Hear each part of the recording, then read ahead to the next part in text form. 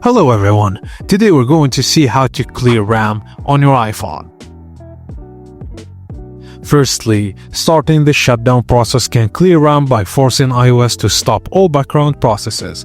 You don't even need to power off completely. Just initiating the sequence will refresh your device. Open your settings, go to Accessibility, Touch, then Assistive Touch, and turn on Assistive Touch. This adds a virtual home button to your screen. Now open the Settings app and tap General. Scroll to the bottom and select Shutdown. When the Slide to Power Off screen appears, press and hold your home button until you return to the lock screen. And that's it, your RAM has now been cleared. You should notice smoother performance.